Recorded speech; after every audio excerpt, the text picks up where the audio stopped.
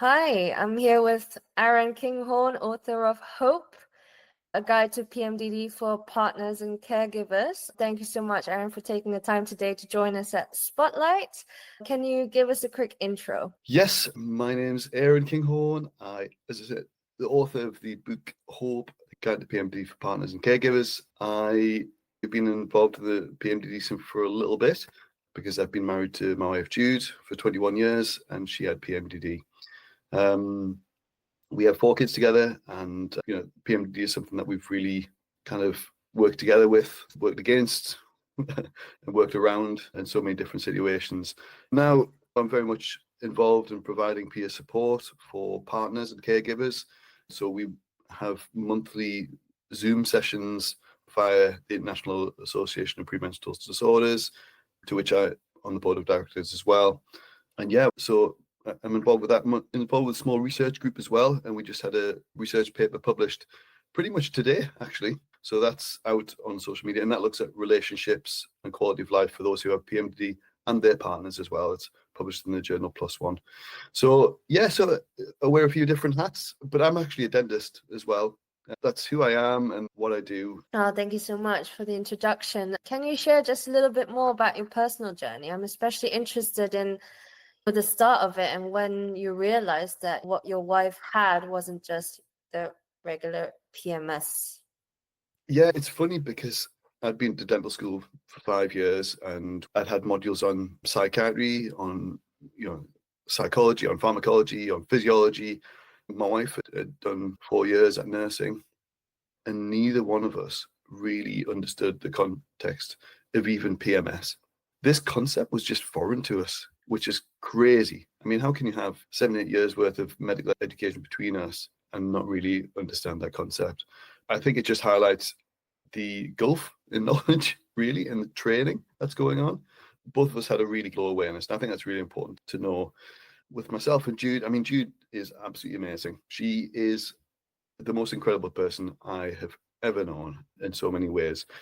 She's intelligent, she's funny, she's the opposite of me sometimes as well, and it just works.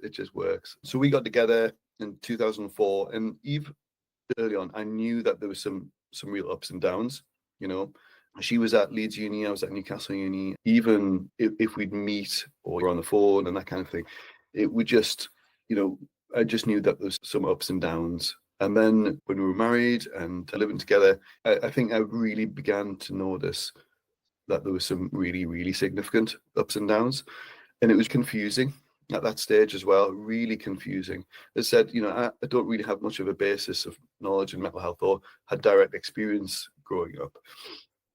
And so I just know that sometimes she'd be really cheery, really hopeful, really optimistic. And other times she'd be really depressed, really overcome with fatigue, unable to get out of bed. She'd have some dark thoughts and some hopelessness. And she would blame herself. There's a secondary impact of, feelings of worthlessness. But there'd also be some extreme irritability, rage and anger. And we would argue a lot. Our world, the rules of the world kept changing over and over again.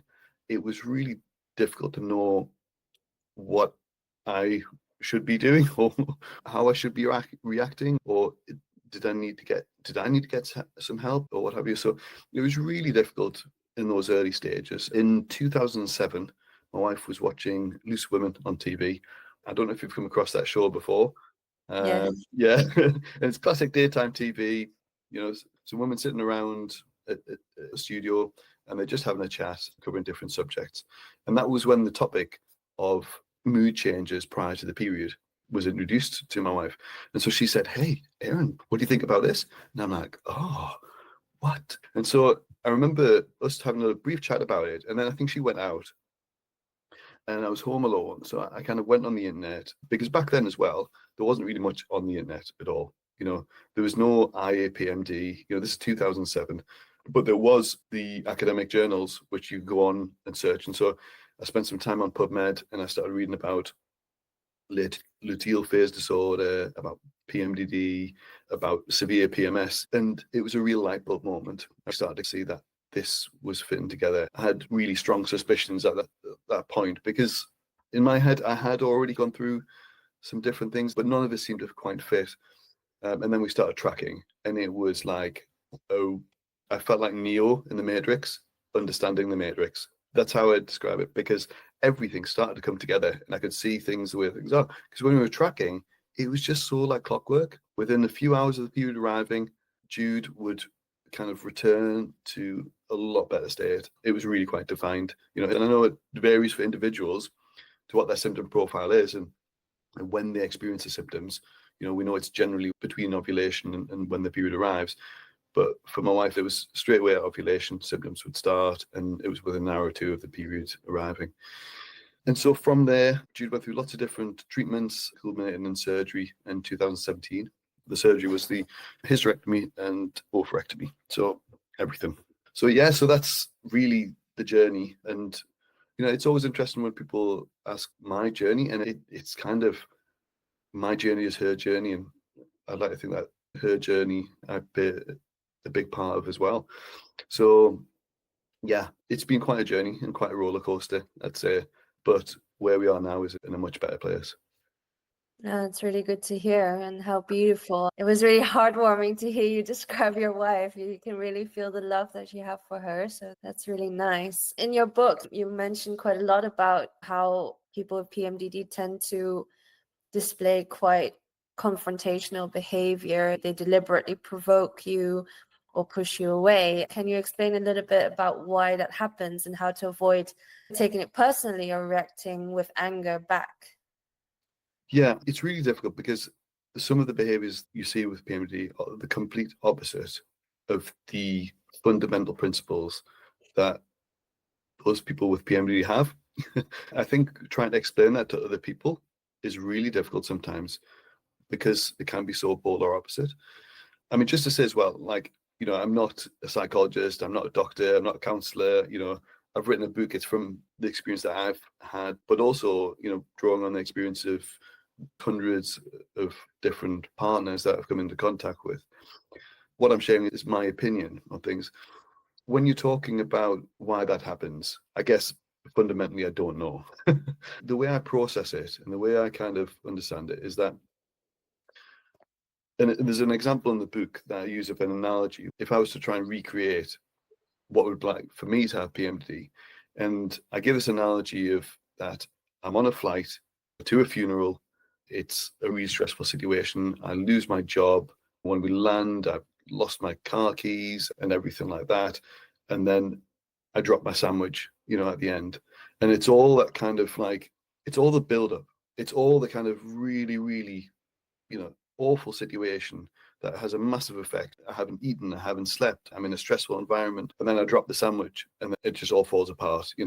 Life isn't worth living. And that's won't even cover what it's like to have PMDD. It won't even touch it. But it's an analogy that I had to kind of try and help myself understand that. And I think for those who experience PMDD, because it's so overwhelming, because it's so all-encompassing, that it's so hard for that individual who has PMDD to really just be able to exist and cope with those symptoms and with the overwhelming nature of it, that there isn't much space for other people. What I've experienced in terms of grief before, when I've been trying to process grief, it's enough for me to try and process that grief without perhaps worrying about the person next to me. So I think there's an element of that. I think there is also an element of protection. It feels so shameful and difficult to bear that the person experiencing PMDD might want to kind of keep people out, And if you want to keep people out, one way is to kind of put up some really firm walls. But there's part of me that says, even that, I'm not even sure how. I think there's a lot of things that we could probably go through and discuss about why that happens. But I think there is something going on at a deep physiological or psychological level about partners. I think we occupy a special place in the brain. And I think it may be that because we already have that emotional vulnerability or intimacy with someone, it's almost like a compliment in some ways that we're trusted and loved. So we see the raw aspects of this more than other people. Sometimes I feel like partners look at that and say, well, how can you be like this when no one's around? and then if someone calls to the door, it changes. I really see that there is an amazing amount of masking that has to go on with PMDD, and those who have PMDD have had to put on that happy face for so many different situations, but it's only sustainable for a little bit before the whole physiological burden just becomes overwhelming. Those emotions and those feelings are going to come out at some point. It's just a matter of when. You did ask the second part of the question, was it how to avoid taking it personally? Yeah. I think being able to separate out symptoms and character traits is a really kind of important thing. And that was kind of a lot easier for me because my wife is just really cool. I think that difference was really quite marked. From an outsider's perspective, watching PMDD as almost like a spectator, I don't think many people realize how marked that change is. Separating it out is really helpful, but also just getting space. Sometimes it's just not productive to try and engage and fight this out or anything like that. If things are escalating, I think the best thing is just both people take some space and try and take the emotional heat out of it. Once you've had practice of seeing this happen over and over again, you see it for what it is. You understand that it's going to happen. You see the stages and recognize the patterns of behavior, and you're like, okay, this is what it is. I can move on for this. I'm not saying that that's easy at all. I'm saying it's just there is an increased capacity to cope with it. I feel like I wasn't the only one learning along this journey. Jude was as well. There would be a lot more insight and introspection as time went on. Jude could recognize it's an incredibly complex and bizarre thing, and even then Jude talked, even before she had a surgery, she'd talk about how she would be experiencing PMDD, know it was PMDD, and it was almost like watching it happen. I think she had as much control as she possibly could have had prior to the surgery. But even then, it's just so incredibly difficult. Sometimes you just can't think your way out of something. Thank you for that answer. It was very elaborate. In your book, you also mentioned making contingency plans and writing things out in the first 2 weeks of the cycle, like together, have kind of plan of action. Okay, when it hits, what do we do? What do you need from me? What do I need from you? This kind of thing that could possibly prevent some major blowouts or meltdowns. Can you talk a little bit more about that? Yeah, I think, and this happens a lot of the partner support groups, that people come in and be like, how do I cope with the luteal phase? How do I cope with the storms? How do I cope with the really intense parts? Actually, my belief is that the most progress happens in the follicular phase, where people are able to talk one with another, where they're able to kind of, in a better space, to plan for things and to really make some palpable differences to their lives in anticipation. Myself and Jude, we'd have a shared Google Calendar when we'd anticipate the luteal phase would come in. And so we'd have a look in the diary and be like, oh, we've got that barbecue or something like that. And we're like, okay, let's plan around that, come up with a plan, see how you feel. And it's almost kind of like, if you are able to calibrate expectations prior, it really helps adapt in those situations and helps to avoid intense pressures that can induce difficult scenarios. Those organic discussions, those one-to-ones where you're both talking in a reflective way, are the real sources of healing in the PMDD relationship, where both have that safety to talk about it. I really do try to promote doing that, but it's difficult, isn't it? Because really, when the times are good, that's the times you don't want to revisit difficult areas. Yeah, but it's worth it, isn't it? I think so. Yeah. Adjacent to that, I mean, you're also human. You also have things going on in your life, maybe issues, challenges you're running into. How do you cope with your own mental health and look after your own mental well-being while supporting someone through PMDD? This is a challenging one for me to answer for two reasons. One is because I didn't really look after it the way that I did. I didn't really reach out to anyone. I just dealt with this in a true kind of man thing, which was kind of like, right, I'm just going to do this. That's useful to a certain extent, but it's also meant that, post-surgery. I think I've had a lot to process and work through. Me and Jude still talk about PMDD all the time. And certainly during the book, we discuss different aspects and different things. And so there's a lot of Jude's voice in that book as well, I think. From that perspective, I wish I'd done more. I wish I'd talked to people, but that's always difficult because, there is confidentiality issues, and obviously in a relationship, some things do, between you guys. But I think I could have reached out to a professional as well. All the usual mainstays, exercise, all those things probably helped me. Exercise in particular. I love surfing. That really helped me. But also my kids as well. My kids were a source of additional work and stress, but they were also very special to me. There's nothing quite like the unconditional love of a child. So I think the second reason is I'm naturally resilient. It's not something I've worked or gained through experience. It's always been the case. I think we all get different bodies and different minds and able to deal with things in different ways. So I think it's difficult for me from that perspective. I definitely wish I'd reached out and done a bit more self-care during that time. I might have been a better partner because my capacity to engage in a caregiving role would probably be increased. So you'd say if that support group had been around that you're now leading, but for you as a community member, that would have been really helpful. Oh, definitely. Well, I've been doing the group for 5 years, and I remember it was the first time I'd ever spoken to another person who was a partner of someone with PMDD. It was quite emotional, actually, because it was the first time I'd ever spoken, despite all those years, of experiencing this, to speak to someone else. And what's amazing is everyone thinks that their experience is unique, and it is unique. But there is so much commonality, so much crossover, and so much similarity. When partners attend the group, it's a really special experience and very validating. And I certainly felt validated, and it was nice to speak with someone. I wish I'd had that opportunity while there. That's part of the reason why I do it, because I recognize that there is a need there. There is an absolute need. There's a survey I did that looked at the impact of PMDD on partners, and it is significant. We do need to build that in the equation. Now, obviously, there's a balancing act, and I don't think anyone's advocating that the needs of the partners need to be above.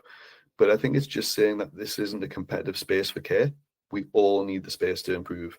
We all need to have more support systems. The study that was published yesterday looks at the quality of life and quality of relationships. I really encourage people to have a look at the paper or look at some of the summaries on there, because I think it's the first paper that actually has any quantitative data on both quality of life and quality of relationship for both partners and those who have PMDD. We found that pretty much, for the partners, they did express feelings of high stress, diminished sense of personal growth and worth. They had difficulties within their caregiving, but they also had a general sense of feeling of unsupported, because quite often they do act as a caregiver as well. But what was really nice about the results of the study is that both partners and those who have PMDD, on the aspects of love and commitment, remained absolutely unaffected by PMDD. It was consistent with the control groups who didn't have PMDD. Love and commitment just remained there. And I think that's the story of hope, isn't it? And those are the things that we have a little bit more control of, the direction that we want to head in and where we want to go. So yeah, kind of nice on there. I like that a little bit. But yeah, it's open access as well, that study, so you can look it up. Perfect. Yeah. Thank you. Yeah, that's a really hopeful message. That's really nice. And of course, that is also the main reason why the partners stay. I mean, otherwise we would have been long gone. The thing is, I want to ask a question that's maybe not so nice, since a lot of the PMDD fueled behaviors is aggression, is anger, it's also gaslighting, because PMDD gaslights both the person who has it and the partner. How do you distinguish between PMDD behavior and real emotional abuse? Because that is such a fine line, and partners also should be able to recognize the difference and protect themselves. Yeah. So we talk about a fine line between kind of PMDD fueled behavior and abuse, and I feel like sometimes there isn't a line. Actually, there are some situations where there is abuse and it can possibly be fueled by the PMDD. I'm not saying that, PMDD makes anyone abusive, certainly doesn't. PMDD can be extreme enough to cause people to self-harm, and 34% of those with PMDD will attempt suicide. So it clearly has a massive impact on some behaviors that are self-destructive.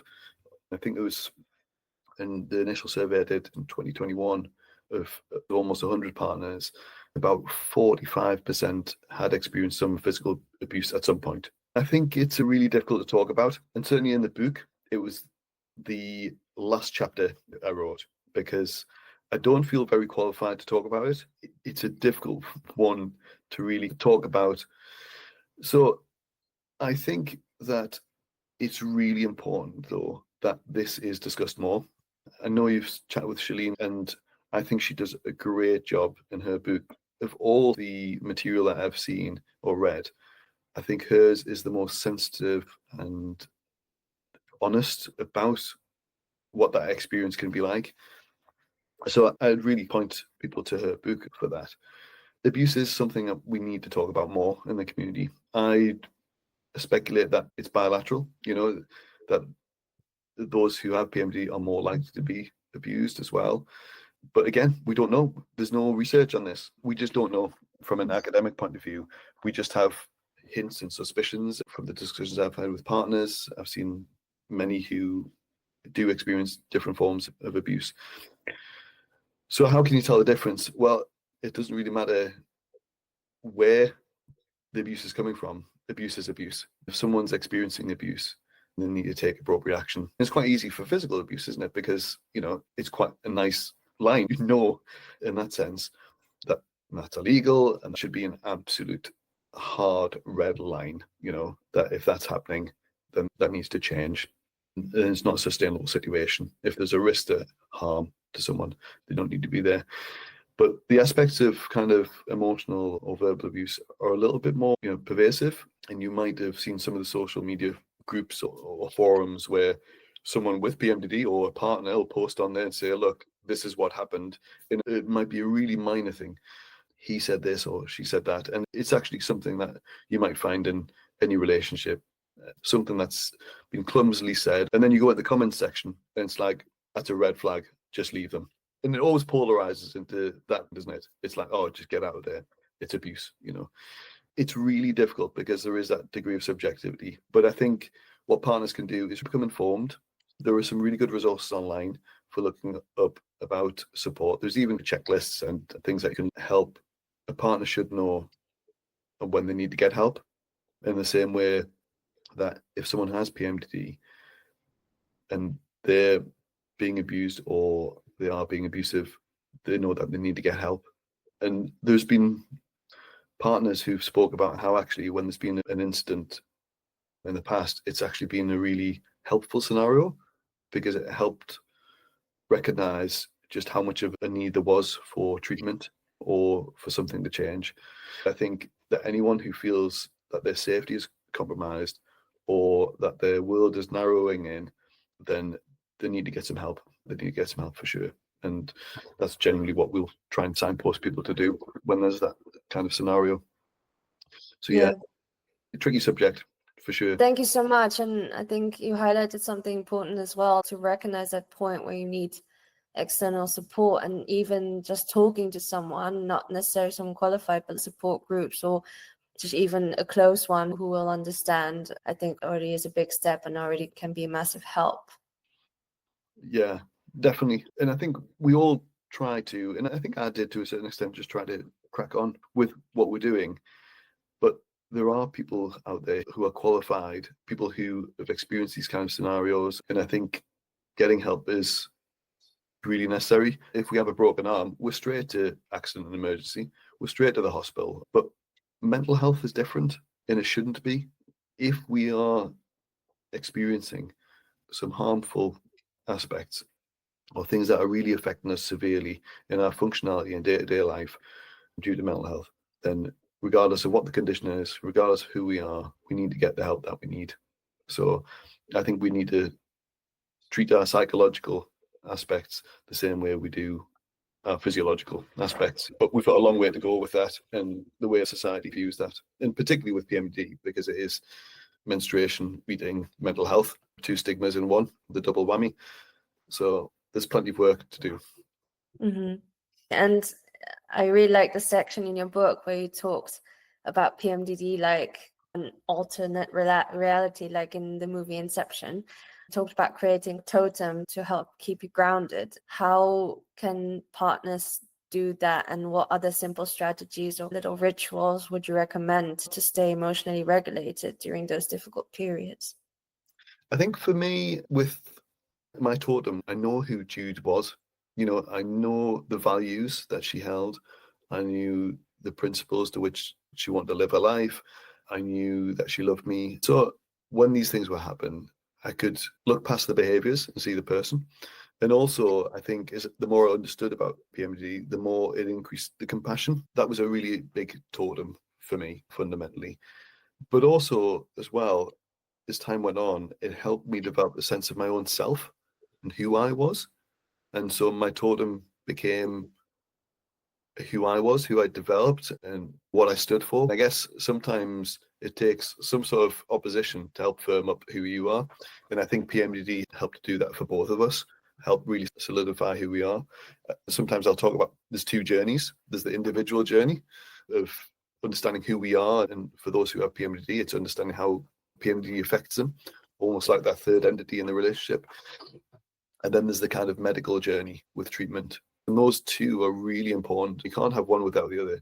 If you ignore the medical side of things, I don't think that's very healthy at all, from what I've seen from some of the partners where their partner might be in denial of PMDD or not engaging with treatment.